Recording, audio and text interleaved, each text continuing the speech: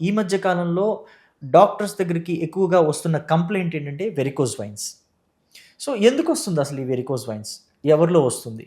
ఎటువంటి ప్రొఫెషన్లో ఉండే వాళ్ళలో వస్తుంది? వెరికోస్ వెయిన్స్ అంటే ఏంటంటే మన కాళ్ళలో వెజిల్స్ ఉంటాయి, బ్లడ్ వెజిల్స్, వీన్స్ అంటాం. సో గ్రేట్ సెఫానస్ వీన్ అని ఒక వీన్ ఉంటుంది. ఎవరిలో ఎక్కువగా వస్తుందంటే ఎక్కువసేపు నిల్చునే వాళ్ళలో ఎక్కువగా వస్తుంది ముఖ్యంగా. ఓకే. ఎవరు ఎక్కువసేపు నిల్చుంటారు? సెక్యూరిటీ గార్డ్స్, ఓకే, టీచర్స్ లేదా సర్జన్స్, కండక్టర్స్, ఎగ్జాక్ట్లీ.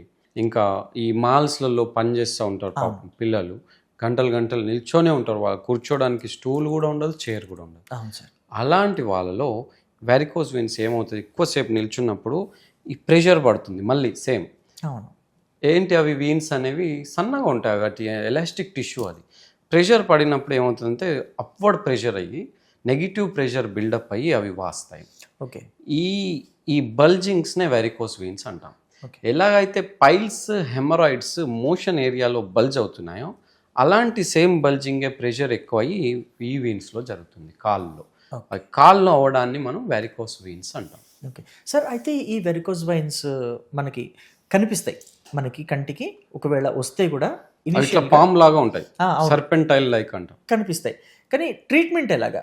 దీనికి ఓన్లీ సర్జరీ అయినా, వీటికి కూడా సర్జరీ అయినా, లేకపోతే మెడిసిన్స్ త్రూ రికవర్ అవ్వచ్చా ఏంటి? వెరికోస్ వెయిన్స్కి గ్రేడ్ని బట్టి ట్రీట్మెంట్ చేస్తాం మనం. ఓకే. స్టార్టింగ్ గ్రేడ్లో గ్రేడ్ 1, గ్రేడ్ 2 ఉన్నాయంటే స్క్లిరోథెరపీ ఇంజెక్షన్ ఇస్తాం. అంటే ఆ చుట్టూతా ఇంజెక్షన్ ఇచ్చాము అంటే అవి తగ్గిపోతాయి, నార్మల్ అయిపోతాయి. గ్రేడ్ దాటింది, గ్రేడ్ 4, గ్రేడ్ 5 ఎక్కువ గ్రేడ్స్లో ఉన్నాయి అంటే ఇప్పుడు ఏం చేస్తున్నామంటే లేజర్ ద్వారా ట్రీట్ చేస్తున్నాం. చాలా ఈజీ ప్రొసీజర్. ఆ వీన్లోకి లేజర్ది ప్రోబ్ పంపించేసి దాన్ని బర్న్ చేసేస్తాం. అది బర్న్ చేసేస్తే అది మొత్తం నార్మల్ అయిపోతుంది. ఇప్పుడు ఇంకా ట్రెండీగా ఏం చేస్తున్నామంటే గ్లూ థెరపీ అని చేస్తున్నాము. ఆ లోపలికి గ్లూని పంపించి ఇట్లా పేపర్ ఎట్లా అయితే మనం అతికేస్తామో అట్లా అయిపోతుంది, క్లోజ్ అయిపోతుంది. సో ఈ వీన్ అనేది అంత ఇంపార్టెంట్ కాదు బయట ఉన్న వీన్. ఎందుకు అంటే లోపల ఇంపార్టెంట్ వీన్ ఉంటుంది, ఇంకొకటి డీప్ వీన్ అంట. ఇదేంటి సూపర్ఫిషియల్ వీన్, ఇదంత ఇంపార్టెంట్ కాదు.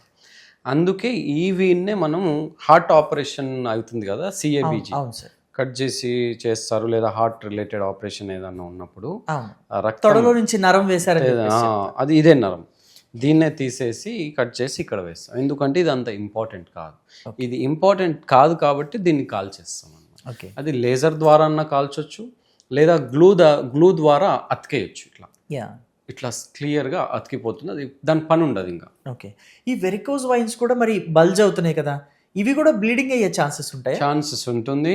చాలా మందికి ఇట్లా బ్లీడ్ ఎక్కువగా వెళ్ళిపోతుంది, అంటే పెద్దగా అయినప్పుడు. ఇవి లోపల ఉంటాయి నరాలు, మరి లోపలే బ్లీడింగ్ అయిపోతుందా? లేదు, దానికి ఎప్పుడు అంటే వాటికి ఏమైనా దెబ్బ తగిలినప్పుడు, అంటే ట్రామా. కొంతమంది ఏం చేస్తారంటే ఇట్లా నెయిల్స్ ఉంటాయి కదా, అవును సార్, ఇట్లా అనుకుంటా ఉంటారు, కొంచెం ఇచ్చింగ్ వస్తూ ఉంటుంది అక్కడ. ఇట్లా అనుకున్నప్పుడు ఆ వెజిల్, అవి సూపర్ఫిషియల్ విన్స్, అంటే పైనే ఉంటాయి, స్కిన్కి జస్ట్ కిందనే ఉంటుంది అది. ఓకే. ఇట్లా అనుకున్నప్పుడు అది ఏమవుతుంది అంటే ఆ వీన్ దాకా వెళ్ళి కొంచెం ప్రెషర్ పడి అవి చిట్లుతాయి. చిట్లు ఏం చేస్తుంది, పైన స్కిన్ నుంచి రాలేదు కదా బ్లడ్, లోపల అక్యుములేట్ అవుతుంది. లోపల అక్యుములేట్ అయ్యి ఈ ఏరియా మొత్తం నల్లగా అవ్వడము, క్లాట్ లాగా అవ్వడం, దాన్ని హెమటోమా అంటాం. అట్లా ఫామ్ అవుతుంది. ఇంకోటి లైపోడర్మటోస్క్లిరోసిస్ అంటాం, అంటే ఈ ఏరియా మొత్తం బ్లాక్గా బ్రౌన్ కలర్లో అవుతూ ఉంటుంది. ఎందుకంటే ఇట్లా హెమరాయిడ్స్ అంటే బయటకు లీక్ అవుతుంది, ఇది బయటకు లీక్ అవ్వదు కాబట్టి అవన్నీ డిపాజిట్స్ లాగా అయ్యి కలర్ మొత్తం చేంజ్ అవుతుంది. అందుకే చాలా మంది కాళ్ళు ఇక్కడ నల్లగా ఉంటుంది వాళ్ళకి. వాళ్ళు ఏమనుకుంటారు నల్లగా ఎందుకుంది, వాళ్ళకి అర్థం కాదు, లోపల ఉన్న ప్రాబ్లం వెరికోస్ వెయిన్స్. ఇది రప్చర్ అయ్యి పగిలిపోవడం వల్ల పగలడం అని కాదు, ఆ డిపాజిట్స్ అన్ని డిపాజిట్ అవుతూ ఉంటాయి అన్నమాట. ఆ బ్లడ్కి సంబంధించిన లీక్ అయ్యి అక్కడ డిపాజిట్ అవుతూ ఉంటాయి. సార్, అయితే ఈ ఎర్నియా గురించి ఒక్కసారి మాట్లాడుకుందాం. ఈ మధ్య కాలంలో ఈ ప్రాబ్లం కూడా ఎక్కువగా వినిపిస్తుంది. అసలు ఎర్నియా అనేది ఎందుకు వస్తుంది? ఈ పేగు జారిపోవడం అని అంటారు పెద్దవాళ్ళు అయితే, పాతకాలం రోజుల్లో ఈ పేగు జారిపోయింది అని అంటారు. అసలు ఎందుకు జరుగుతుంది? హెర్నియా అంటే ఏంటంటే మన బాడీలో కొన్ని వీక్ పాయింట్స్ ఉంటాయి. ఇప్పుడు మన బొడ్డు ఉంది, బొడ్డు అనేది ఒక హోల్ లాంటిది, వీక్ పాయింట్. అట్లా మన బాడీలో ఇక్కడ ఛాతీ దగ్గర ఒకటి ఉంటుంది, బొడ్డు దగ్గర ఒకటి ఉంటుంది, ఈ కిడ్నీలు ఉన్న దగ్గర 2 వీక్ పాయింట్స్ ఉంటాయి, ఈ గజాల దగ్గర 2 వీక్ పాయింట్స్ ఉంటాయి. ఈ వీక్ పాయింట్స్ అన్నీ నార్మల్ అందరికీ ఉంటాయి. ఎప్పుడైతే ఈ వీక్ పాయింట్స్ పైన ప్రెషర్ ఎక్కువ పడుతుందో అప్పుడు ఆ ఆల్రెడీ ఉన్న వీక్ పాయింట్స్ సైజ్ పెరుగుతుంది. ఓ ఇప్పుడు ఈ బొడ్డు ఉంది అనుకుందాం. ఇప్పుడు నాకు ఇంత పొట్టు వచ్చింది. పొట్టు వచ్చినప్పుడు ఏమవుతుంది, ఈ బొడ్డు పైన ప్రెషర్ పడుతుంది. Yes sir. అట్లా ఒక బెలూన్ ఎట్లా ఉబ్బుతుంది, అప్పుడు ముందు ఉన్న దానిపైన ప్రెషర్ పడుతుంది కదా, అట్లా ఈ బొడ్డు పైన ప్రెషర్ పడి ఏం చేస్తుంది, ఇంత ఉన్న హోల్ ఇంత అవుతుంది, సైజ్ పెరుగుతుంది. ఈ సైజ్ ఇంత ఉన్న వరకు ఓకే, మన ఇంటెస్టైన్ దాని లోపలికి వెళ్ళదు, స్ట్రక్ అవ్వదు. ఓకే. ఈ సైజ్ పెరిగినప్పుడు ఏమవుతుంది, ఇప్పుడు లోపల ఉన్న పొట్టలో ఉన్న ఇంటెస్టైన్ ఏం చేస్తుంది, ఆ మూమెంట్ అయినా అప్పుడల్లా లోపలికి వెళ్ళిపోయి అందులో ఇరుకుతుంది. ఓకే. ఈ హోల్లో ఇరుకుతుంది. సో అది బొడ్డు దగ్గర ఇరికితే దాన్ని అంబలికల్ హెర్నియా అంటాం. అది గజాల దగ్గర ఇరికితే దాన్ని ఇంగువైనల్ హెర్నియా అంటాం. ఓకే. అదే ఇక్కడ కిడ్నీలు ఉన్న చోట రీనల్ ఫోజా ఉంటుంది, ఆ ఫోజాలో కనుక ఇరికితే లంబార్ హెర్నియా అంటాం. ఓకే. ఈ ఛాతి దగ్గర ఇరికితే ఎపిగాస్ట్రిక్ హెర్నియా అంటాం. అట్లా రకరకాల హెర్నియాస్ ఉంటాయి. కొంతమందిలో ఈ పెద్ద ఆపరేషన్ అవుతుంది, హిస్టరెక్టమీ ఆపరేషన్, సిజేరియన్ ఆపరేషన్స్, లేదా ఏదైనా ప్రీవియస్ ఇంతకుముందు సర్జరీ చేసి, అప్పుడు ఏంటి, మనం ఏం చేసినాం సర్జరీ అంటే కట్ చేసినాం. కట్ చేసి ఏం చేసిండ్రు, కుట్లు వేసిండ్రు. ఇప్పుడు కుట్లు వేసింది అనేది ఏంటి, ఒక వీక్ పాయింట్. ఇప్పుడు కొత్తగా ఉన్నది నార్మల్, ఎంతైనా ఆల్రెడీ యూజ్ చేసింది, కట్ చేసింది, దాన్ని ఏదో ఒకటి స్టిమ్యులస్ చేసింది అని ప్రాబ్లం ఉంది అని అర్థం. సో ఒక ఆపరేషన్ అయింది అంటే అది వీక్ అయింది కొంచెం, టైర్ కనుక పంచర్ పడితే వీక్గా ఉన్నట్టు. సో ఇప్పుడు ఆ వీక్ పాయింట్ని గురించి కనుక ఒక స్టిచ్ కనుక బాగా సెట్ అవ్వలేదు, హీల్ అవ్వలేదు, అప్పుడు ఏమవుతుంది, కొంచెం ఇంకా సైజ్ పెరుగుతుంది అక్కడ. అవును సార్. అప్పుడు వాళ్ళు వెయిట్ పెరిగినప్పుడు మళ్ళీ ప్రెషర్ పడి ఇంకా కొంచెం సైజ్ పెరుగుతుంది. అప్పుడు లోపల ఉన్న ఇంటెస్టైన్ ఏం చేస్తుంది, ఆ సైజ్ పెరిగిన హోల్లోకి ఎంటర్ అవుతుంది. దాన్ని ఇన్సిషనల్ హెర్నియా అంటాం. అంటే ఇన్సిషన్ అంటే కట్లోకి కనుక హెర్నియా వెళ్తే ఇన్సిషనల్ హెర్నియా అంటాం. ఇట్లా రకరకాల హెర్నియాస్ అవుతాయి అన్నమాట. ఓకే.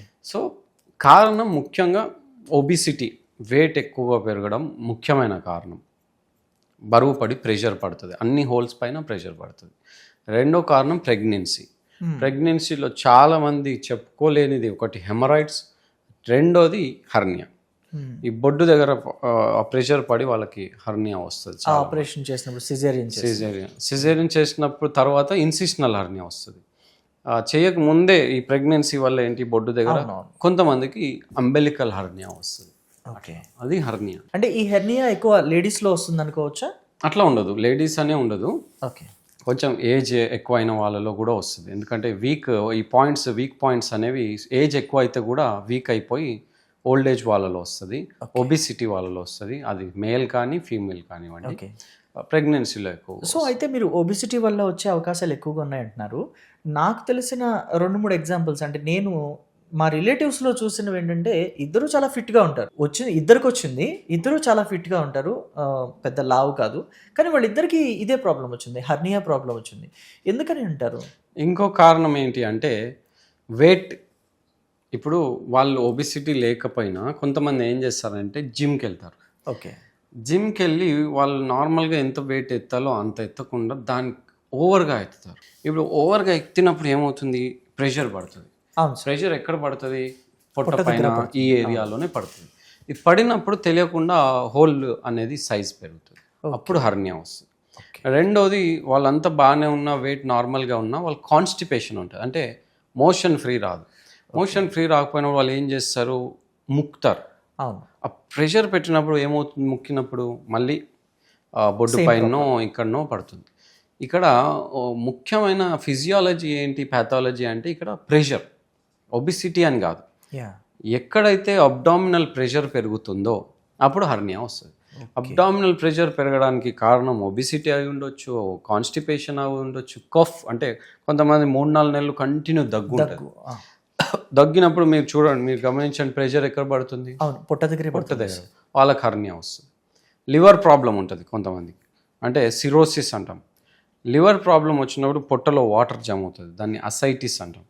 ఈ వాటర్ జమ అయినప్పుడు మళ్ళీ ఏమైంది, ప్రెషర్ ఫామ్ అయింది, వాళ్ళకి హెర్నియా ఉంటుంది. ఓకే. సో ఇక్కడ కాన్సెప్ట్ ఏంటంటే ప్రెషర్. ఎప్పుడైతే ప్రెషర్ పెరుగుతుందో అది పొట్టలో కానివ్వండి, దేనివల్ల అన్నా కానివ్వండి, అప్పుడు హెర్నియా వస్తుంది. సార్ మెయిన్ సిమ్టమ్స్ ఎలా కనిపిస్తాయి దీనికి? సిమ్టమ్ అంటే స్వెల్లింగ్ ఉంటుంది. ఓకే. అంటే పొట్ట దగ్గర ఉబ్బినట్టుగా పొట్ట దగ్గర కానీ ఈ గజాల దగ్గర కానీ ముఖ్యంగా ఈ రెండు మెయిన్గా వస్తాయి. ఇక్కడ ఒక స్వెల్లింగ్ వాపు లాగా ఉంటుంది. ఈ వాపు ఎట్లా ఉంటుందంటే దగ్గగానే బయటకు వస్తుంది ఓకే. ఆ ప్రెషర్కి, మళ్ళీ నార్మల్గా ఉంటే లోపలికి వెళ్ళిపోతుంది అని దగ్గగానే మళ్ళీ బయటకు వస్తుంది అట్లా. సో అది ముఖ్యమైన క్యారెక్టరిస్టిక్ ఫీచర్ హర్నియాకి. ఓకే. కొంతమందికి ఏంటి చాలా రోజులు ఉన్న వాళ్ళకి దగ్గినా దగ్గకపోయినా ఆ స్వెల్లింగ్ అట్లానే ఉంటుంది. అంటే అందులో వెళ్ళి అది స్ట్రక్ అయిపోయింది అని అర్థం. సో అలా ఉబ్బుతుంది, పొట్ట ఉబ్బుతుంది అని అనుకున్నప్పుడు వెంటనే డాక్టర్ని మీట్ అవ్వాల్సిన అవసరం ఉంటుందంటారు అయితే? ఎస్ ఎందుకు అంటే అది ఒక బాంబ్ లాగా. ఓకే. ఒక బాంబ్ని జేబులో పెట్టుకొని తిరగడం ఎంత డేంజరో హర్నియా అంత డేంజర్. ఎందుకు? ఏం స్ట్రక్ అయింది అందులో? పేగు, ఇంటెస్టైన్ స్ట్రక్ అయ్యి మంచిగా తిని మంచిగా ఆహారం బయటకు వస్తున్నంత వరకు ఓకే. అది కనుక స్ట్రక్ అయ్యి మరలబడినట్టు అయింది లేదా ఇట్లా అయిపోయింది అంటే దాన్ని ఏమంటామంటే అబ్స్ట్రక్షన్ అంటాం. Intestine abstraction.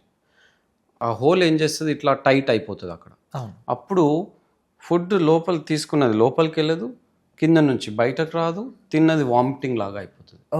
అప్పుడు చిన్న లాప్రోస్కోపీలో అవ్వాల్సిన ప్రొసీజర్ కట్ చేసి చేయాల్సి వస్తుంది. ఓకే. సో అందుకని ఇమ్మీడియట్గా ఇలాంటి స్వెల్లింగ్ కనబడుతుంది అంటే మనం ఇమ్మీడియట్గా ఆపరేషన్ చేసేసుకోవాలి. ఓకే. డాక్టర్ని కన్సల్ట్ అయ్యి ఆపరేషన్కి అరేంజ్ చేయించుకోవాలి. లాప్రోస్కోపీ ద్వారా అయిపోతుంది. 2-3 హోల్స్ వేస్తాము, ఇక్కడ ఒకటి. నెగ్లెక్ట్ చేస్తే మాత్రం సర్జరీ కంపల్సరీ. నెగ్లెక్ట్ చేసినా చేయకపోయినా దానికి ట్రీట్మెంట్ సర్జరీయే. అది మందులతో తగ్గదు. ఐ మీన్ కట్ చేయాల్సి ఉంటుంది ఖచ్చితంగా, సిజేరియన్ లాగా చేయాల్సి ఉంటుంది. ఎప్పుడు అంటే అబ్స్ట్రక్షన్ అయింది, పొట్ట ఉబ్బిపోతుంది, ఇంకా తిన్నదంతా ఆగిపోతుంది అక్కడ స్ట్రక్ అవ్వడం వల్ల. అప్పుడు తప్పదు, ఇంకా ఆపరేషన్ చేస్తాం. లేదా అక్కడ స్ట్రక్ అవ్వడం వల్ల అక్కడ రక్తం సప్లై ఆగిపోయి ఆ ఇంటెస్టైన్ మొత్తం బ్లాక్ అయిపోతుంది. ఓకే. అప్పుడు ఏం చేస్తాం, ఇంటెస్టైన్ని ఎక్కడైతే బ్లాక్ అయిందో అక్కడ నుంచి అక్కడికి కట్ చేసి మంచి ఇంటెస్టైన్ని మళ్ళీ జాయిన్ చేస్తాం. ఓకే. సో ఇదంతా కొంచెం లాప్రోస్కోపీలో చేయడం కష్టం, అప్పుడు ఆపరేషన్ చేస్తాం. అక్కడ వరకు తెచ్చుకోకపోవడం బెటర్ హర్నియాలు. ఓకే. అయితే అసలు రాకుండా ఉండాలంటే ఎలాంటి జాగ్రత్తలు తీసుకోవాలి ఈ హెర్నియా రాకుండా ఉండాలంటే? ముఖ్యంగా ఈ రోజుల్లో జిమ్లో వెళ్తున్నప్పుడు కొంచెం వెయిట్స్ వాళ్ళకు తగ్గట్టుగానే ఎత్తాలి. ఓకే. ముఖ్యంగా. అండ్ వెయిట్ లిఫ్టింగ్ పని చేసే వాళ్ళు కొంతమంది ఉంటారు, అంటే బయట వర్క్స్ చేస్తూ ఉంటారు కదా, వెయిట్స్ ఎత్తే వాళ్ళు కొంచెం జాగ్రత్తగా ఎత్తాలి వెయిట్. అంటే ఇక్కడ ప్రెషర్ పడకుండా దాన్ని ఎత్తడం అనేది ఇంపార్టెంట్. కొంతమంది పిల్లల్ని ఎత్తుకుంటారు, బరువు ఉంటారు, పిల్లల్ని ఇట్లా పైకి ఎత్తడం వల్ల ఆ ప్రెషర్ ఎక్కడ పడుతుంది, ఇట్లా మీరు ఎత్తినప్పుడు చూడండి పొట్ట పైన పడుతుంది. సో అది కొంచెం జాగ్రత్తగా చూసుకోవాలి. పిల్లల్ని ఎక్కువసేపు ఇట్లా ఎత్తడం, బరువు ఉన్నప్పుడు ఎత్తడం అది అవాయిడ్ చేయాలి. 4వది కాన్స్టిపేషన్ అవాయిడ్ చేసుకోవాలి. అంటే వాటర్ మంచిగా తీసుకొని మోషన్ ఎప్పటికప్పుడు ఫ్రీగా ఉంచుకోవాలి. మోషన్ రాలేదు, కొంతమందికి అలవాటు ఉంటుంది, ఒక్కరోజు మోషన్ రాలేదు అంటే ఇంకా నా పని అయిపోయింది, నా డైజెస్టివ్ సిస్టమ్ పని అయిపోయింది అనుకుంటారు, భయపడతారు. కంపల్సరీ కాదు, ఎవ్రీడే మోషన్ ఫ్రీ అవ్వాలి అవసరం లేదు. ఒకరోజు రాకపోయినా సరే వాటర్ మంచిగా తీసుకొని ఎలక్ట్రోలైజ్ వామ్ వాటర్ తీసుకొని గోరువెచ్చని నీళ్ళు తాగితే నెక్స్ట్ డే ప్రాపర్గా వస్తుంది. ఓకే. ఇక రాలేదు అంటే వాళ్ళు కూర్చొని ఏం చేస్తారంటే గట్టిగా ముక్కడం చేయడము, ఒక అరగంట దానిపైనే కూర్చోవడం, అప్పుడు ప్రెషర్ పడుతూ ఉంటుంది. ఇట్లా ముఖ్యంగా ఓల్డ్ ఏజ్ వాళ్ళు, ముసలి వాళ్ళలో ఈ కాన్స్టిపేషన్ ప్రాబ్లం వల్ల ముక్కడం వల్ల వాళ్ళకి హర్నియా వస్తుంది. సో ఇలాంటి చిన్న అవాయిడ్ చేసుకుంటే సరిపోతుంది. ఓకే. పిల్లల్లో కూడా వస్తుంది, ఎందుకంటే కంజనైటల్గా దాన్ని మనం ఏం చేయలేం.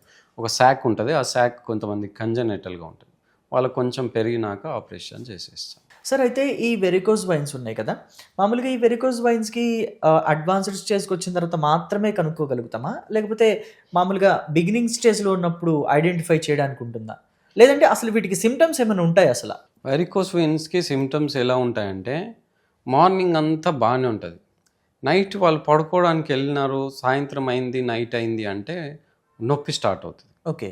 పడుకున్నప్పుడు నైట్ టైం పెయిన్ ఎక్కువగా ఉంటుంది, అంటే కాళ్ళు ఇట్లా లాగినట్టుగా అవుతుంది. రెండోది స్టార్టింగ్ స్టేజ్లో ఎట్లా ఉంటాయంటే వీన్స్ రెటికులర్ వీన్స్ అంటాం, అంటే సన్నగా ఈ పాములాగా ఇట్లా కనబడదు వీన్, సన్నగా ఇట్లా అక్కడ ఇక్కడ గీతలు గీసినట్టుగా కొంతమందికి కనిపిస్తాయి కదా, అట్లా ఉంటాయి. అది స్టార్టింగ్ స్టేజ్, రెటికులర్ వీన్స్ అంటాం. స్లోగా మెల్లగా ఏంటంటే అక్కడ ఇక్కడ కొంచెం బల్జ్ లాగా ఈ 1 ప్లేస్లో కానీ 2 ప్లేస్లో కానీ కనబడతాయి. అడ్వాన్స్ స్టేజ్లో ఏంటంటే ఈ లైన్ మొత్తం ఈ ఏరియా మొత్తం ఇట్లా బల్జ్ అయినట్టు ఒక పాము లాగా పెద్దగా కనిపిస్తుంది. పెద్దగా కనబడుతుంది. ఇది అడ్వాన్స్డ్ స్టేజ్. ఇంకొక సిమ్టమ్ ఏంటంటే ఈ ఏరియా బ్లాక్ అవ్వడం నేను చెప్పినట్టుగా. అవును. సో ఆ బ్లాక్ అయ్యి ఇక్కడ మెయిన్గా ఈ ఏరియా కాఫ్ మజిల్ పిక్కల దగ్గర ఇక్కడ బ్లాక్ అవుతూ ఉంటుంది. అవును సార్. బ్లాక్ అయ్యి ఇట్లా రెటికులర్ వెయిన్స్ అవి ఉన్నాయంటే వెరికోస్ వెయిన్స్ అని అర్థం. సో దీన్ని పక్కా 100% ఎట్లా కనిపెట్టుకోవాలి, ఎట్లా తెలుసుకోవాలి అంటే మాత్రం నాకు టెస్ట్ ఉంటుంది, డాప్లర్ టెస్ట్ అంటాము. ఆ స్కాన్ చేస్తారు, ఈ కాల్ మొత్తం ఇట్లా స్కాన్ చేస్తారు. ఓకే. సో ఆ స్కాన్లో కరెక్ట్గా తెలుస్తుంది అనమాట. అంటే ఆ జంక్షన్ ఉంటుంది ఇక్కడ సెఫనోఫెమరల్ జంక్షన్ అని, అందులో ఎట్లా ఫ్లో అవుతుంది బ్లడ్ ఏంటి అనే దాన్ని బట్టి వెరికోస్ వెయిన్స్ ఉన్నాయా లేవా చెప్తాం. సో దానికి గోల్డ్ స్టాండర్డ్ టెస్ట్ ఏంటంటే Doppler test, okay. Venus Doppler అంటారు.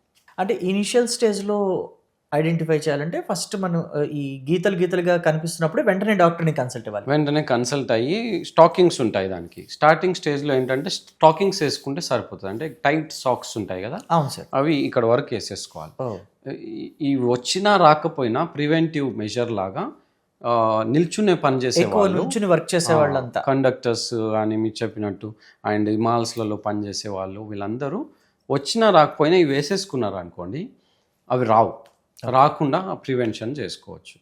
అట్లా ఇప్పుడు మనం గిఫ్ట్ ఇవ్వాలనుకుంటాం ఎవరికైనా, మీకు పని చేసే ఆక్యుపేషన్ని బట్టి గిఫ్ట్ ఇవ్వాలి. ఓకే. ఇప్పుడు సాఫ్ట్వేర్ ఉన్నారు, అవును. ఒక సాఫ్ట్వేర్కి మీకు మంచి పిల్లో, రౌండ్ పిల్లో కొనిచ్చారు అనుకోండి సాఫ్ట్ది, ఆయనకి ఏమవుతుంది, హెమరాయిడ్స్ రావు. ఓకే. అట్లాంటి గిఫ్ట్స్ ఇవ్వాలి. ఒక టీచర్ ఉన్నారు మీకు తెలిసిన ఆక్యుపేషన్లో, టీచర్కి వెరికోస్ వెయిన్స్ వచ్చే ఛాన్సెస్ ఎక్కువ, నిల్చొని టీచ్ చేస్తూ ఉంటారు, వాళ్ళకి స్టాకింగ్స్ గిఫ్ట్గా ఇవ్వాలి. ఓకే. సో ఇట్లాంటి గిఫ్ట్స్ ఇస్తే, ఇప్పుడు కండక్టర్స్కి మీరు చెప్పినట్టు వాళ్ళకి స్టాకింగ్స్ గిఫ్ట్గా ఇవ్వాలి. ఇట్లాంటివి చేస్తే వాళ్ళకి ఇలాంటి మేజర్ వాళ్ళకి తెలియదు, అవేర్నెస్ ఉండదు. సో తెలిసిన వాళ్ళు తెలుసుకొని వాళ్ళకి ఇలాంటి చిన్న గిఫ్ట్స్ ఇస్తే వాళ్ళకి ఫ్యూచర్ ప్రాబ్లం అవ్వకుండా ఉంటుంది. ప్రెగ్నెన్సీలో ఉన్న వాళ్ళకు కూడా ఇట్లాంటి మంచి పిల్లోస్ చేయడము, ఇట్లాంటి గిఫ్ట్స్ ఇస్తే వాళ్ళకి చిన్న హెమరాయిడ్స్ ఇవి అవాయిడ్ చేసుకోవచ్చు అన్నమాట. ఓకే. సార్, అయితే నేను ఈ మధ్య కాలంలో వింటుంది ఏంటంటే, మనం ఇంతకు ముందు అనుకున్నాం ఈ వెరికోస్ వైన్స్కి లేజర్ ట్రీట్మెంట్ ఒకటి ఉంటుంది, గ్లూ ట్రీట్మెంట్ ఒకటి ఉంటుంది, స్క్లీరోథెరపీ ఒకటి ఉంటుంది అని చెప్పేసి మాట్లాడుకున్నాం. అయితే జలగలతో కూడా ట్రీట్మెంట్ చేస్తారని చెప్పేసి, ఇంకొకటేమో మనం ఇంజెక్షన్ సూదులు ఉంటాయి కదా, వాటితోటి హోల్స్ పెట్టేసి ఆ లోపల నర్వ్స్లో వెరికోస్ వైన్స్లో ఉన్న బ్లడ్ని బయటకు వచ్చేలాగా చేస్తారని చెప్పేసి వింటున్నాం. అసలు ఈ జలగలతో ట్రీట్మెంట్ చేయటం, ఇంజెక్షన్ సూదులతో పొడిచి ఆ బ్లడ్ని బయటికి తీయటం, అలాంటివన్నీ సేఫ్ ప్రాసెస్ అయినా చేయొచ్చు? అలాగా చేసేవాళ్ళ? అవన్నీ కూడా ఏంటి అంటే, అవన్నీ దానికి ఏవి కూడా సైంటిఫిక్గా ఏది కూడా స్ట్రెంగ్త్ లేదు. ఈ జలగలు ఇవన్నీ కూడా మెయిన్ సైంటిఫిక్గా స్ట్రెంగ్త్ ఉన్నది ఒకటి ఏంటంటే స్క్లీరోథెరపీ. అంటే స్టార్టింగ్ గ్రేడ్ 1 గ్రేడ్ 2 ఉన్నాయంటే స్క్లీరోథెరపీ అంటే ఒక ఇంజెక్షన్ ఉంటుంది, ఆ ఇంజెక్షన్ని మనం ఆ వీన్ ఎలాంగా ఇస్తాం. రెండోది గ్లూ థెరపీ, లేజర్ థెరపీ 100% పనిచేస్తాయి. ఈ జలగ ఏం చేస్తుంది, జస్ట్ అది ఎక్కడ ఎవరు ఇస్తున్నారో నాకు తెలియదు, కానీ అది ఏం చేస్తుంది, అక్కడ ఖర్చింది అనుకోండి, ఏమవుతుంది, బ్లడ్ వచ్చేస్తుంది. సరే, ఆ వీన్ని ఎట్లా బ్లాక్ చేయడం, ఆ వీన్ని మొత్తం కాల్ చేయాలి, అది పని చేయొద్దు అంటే జలగ ఎలా చేస్తుంది? సో పంచర్ ఒక్కటే చేయగలుగుతుంది జలగ. అవన్నీ వేస్ట్ అబ్బా, అవన్నీ పనిచేయవు. సైంటిఫిక్గా ఏం చేస్తాయి అంటే ముఖ్యంగా ఈ ఫోమ్ స్క్లీరోథెరపీ అంటాము, ఫోమ్ని ఫామ్ చేసి ఇంజెక్షన్ ఇస్తాము. ఇంకొక స్క్లీరోథెరపీ యూజ్ చేస్తాము. అండ్ ఇవి రేడియో ఫ్రీక్వెన్సీ అబ్లేషన్తో బర్న్ చేయాలి. ఆ వీన్ని బర్న్ చేస్తేనే కదా అది మళ్ళీ రాకుండా ఉంటుంది. ఇక్కడ జంక్షన్ మెయిన్ ఇంపార్టెంట్, రక్తం కాదు ప్రాబ్లం, ఈ జంక్షన్ అండ్ ఆ నెగిటివ్ ప్రెషర్ ప్రాబ్లం. సో దాన్ని సాల్వ్ చేయకుండా ఊరికే రక్తం తీసేయడం, రక్తాన్ని ఆపడం, ఆ క్లాట్ని తీసేయడం అవి పనిచేయవు. సో ఆ వీన్ని బర్న్ చేయడం అనేది పర్మనెంట్ సొల్యూషన్ అక్కడ. అయితే వీటన్నిటికన్నా glue therapy, laser therapy and sclerotherapy ఇవే సేఫ్ మెథడ్స్ అని అంటారు. చిన్న స్టార్టింగ్లో ఉన్నాయి, అసలు నాకు రావద్దు అనుకుంటే స్టాకింగ్స్. ఓకే. సెకండ్ వచ్చినాయి, స్టార్టింగ్లో ఉన్నాయి, గ్రేడ్ 1 అట్లా ఉన్నాయి, గ్రేడ్ 2 ఉన్నాయంటే స్క్లీరోథెరపీ ఇంజెక్షన్స్. ఓకే. ఎక్కువ స్టేజ్ దాటినాయి, చాలా జంక్షన్ అంతా ప్రాబ్లం ఉంది, వీన్ ప్రాబ్లం ఉంది అంటే లేజర్ కానీ గ్లూ థెరపీ కానీ. లేజర్ ద్వారా ప్రోబ్ని పాస్ చేసి ఇది మొత్తం బర్న్ చేస్తాం. అవి బెస్ట్ ట్రీట్మెంట్స్. ఇవి కాకుండా మిగతా ఏవి చెప్పినా కూడా అవి పనికి మాలిన ట్రీట్మెంట్స్. ఓకే.